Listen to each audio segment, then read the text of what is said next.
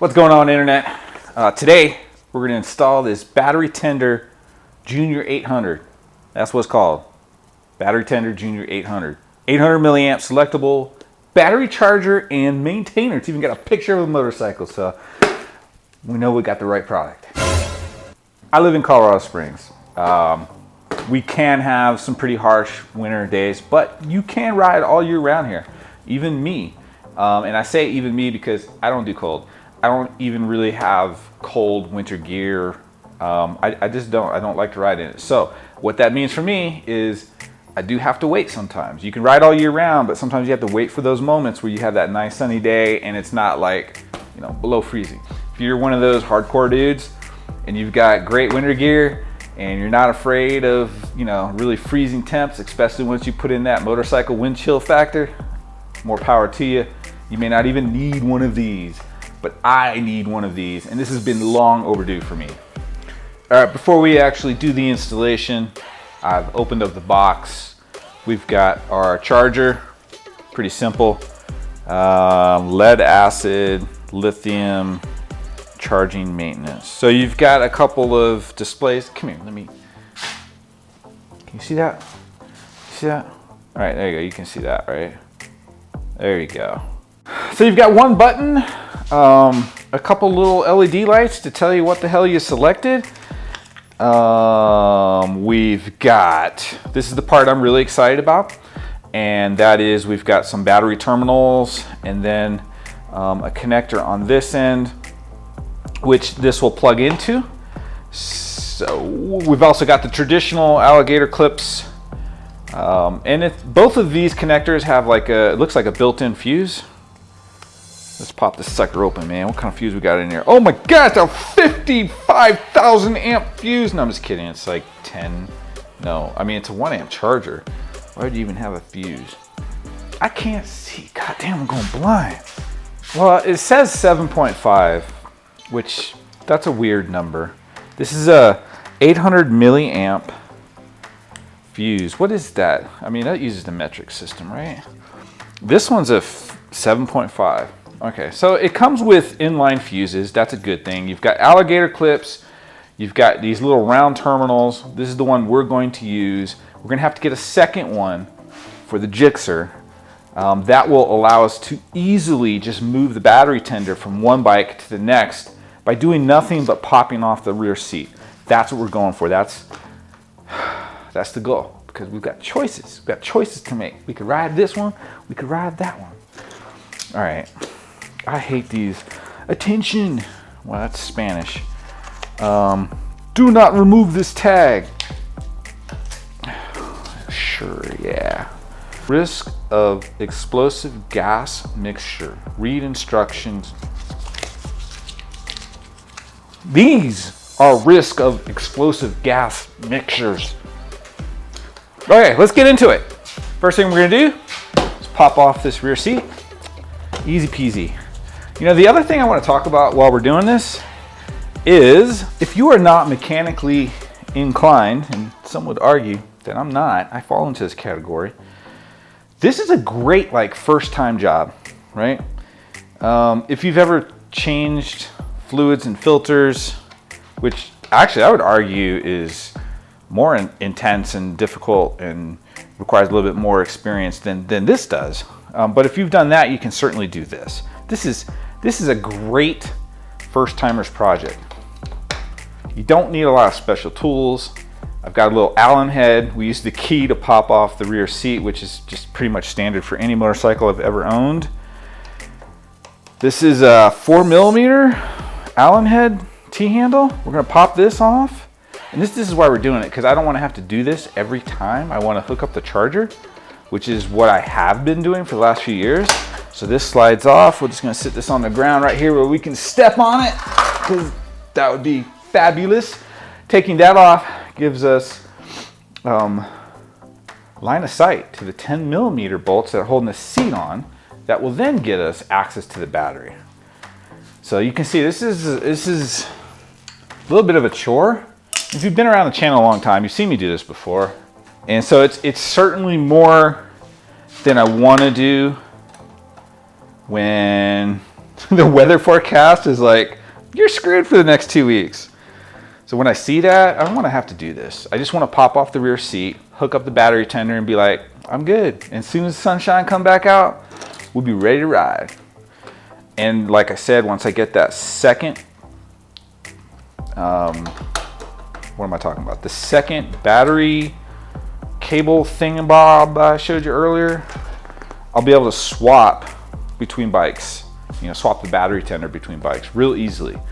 That's gonna be awesome. All right, so now that I've got everything on the floor where I'm gonna kick a bolt and not be able to find it again, let me show you what the battery looks like for the Ninja. So there's our battery, and you can see I've already got a couple of leads coming off the battery terminals, and that is for the USB charger right here. That is a very vital piece of equipment for road trip season. Okay, here is the extension that we're super excited about. This is the end that the battery tender is going to plug into. Just pop this cap off, and then it's got a matching end, and we're going to run this up underneath here. I've chosen to go underneath the subframe, and then it comes out right through here, and we'll end up running it into here, right there. We've got our inline fuse right here, 7.5 amp fuse. There's our positive, there's our negative. We should be able to just pop these screws off and put our terminals underneath, put the screws back in, and be good to go. The only thing that worries me a little bit is the size of the hole. It's quite large, so we want to make sure we don't have a lot of play, any room for it to move, any of that kind of stuff, which could be bad. All right, so I don't know if you guys can see that on camera, but that's the receiving nut. That's what the screw screws into. And sometimes what you need to do is get a little screwdriver like this, slide that thing underneath it, and hold it in place while you screw the screw in from the top here. This is our negative, so we've taken the negative off, and let's move this out of the way a little bit so that the electricity has nowhere to go. And so what we'll do is we'll do the same thing on the positive side, and it's the same deal. There's one of those little screws in here. You can kind of see it moving around, and it tends to want to fall down, and then the screw coming in from the top can't thread into it. And so we're just going to use this screw driver, this little flat tip, to kind of hold it in position like that while we screw in the new lead for the battery tender and the old lead for my USB charger. So, all right, here's the terminals installed. So we've got our negative and our positive leads coming up underneath the subframe. It'll be easily accessible by simply using the key to pop the rear seat off, and we'll be able to hook up the battery tender, and that is awesome. All right, guys, as you can see, everything's back together. Passenger seat, top piece of our rear fairing, rider seat, everything's reinstalled. So we're gonna get a chance to go through what the process is like. You saw the crap we just had to take off and put back on. So now let's pretend it's winter and we want to hook up the battery tender because we looked at the forecast and we're screwed for 2 weeks or so. Key, pop off the rear seat. Here's our battery tender connector. I'm gonna pull this guy off. The little cover, expose the connector. One thing that I definitely dig about this battery tender is how much cable we have. It does not need to be plugged up right next to your motorcycle. So here's a battery tender. We're going to sit that there. Before we plug it in, we're going to connect it to our extension coming off the battery. That's right underneath the seat that we got access to with just the key. And then I have a drop light right here. We're going to plug the tender in. As soon as you plug it in, we've got 3 lights that come on. All 3 light up green. We've got 2 battery types down at the bottom. So if you hit the select button, we can switch over to a lithium battery if we have a lithium battery. At the top, we've got the, well, right now it's amber. There's a legend here on the side. And this is the English side. They've got a Spanish side over here. But essentially, blinking amber. So if this light was blinking, that would mean that we've got a bad connection. and we're not able to see the battery. The battery tender is not able to see the battery. Solid amber, which is what it is now, just basically means that the battery's charging.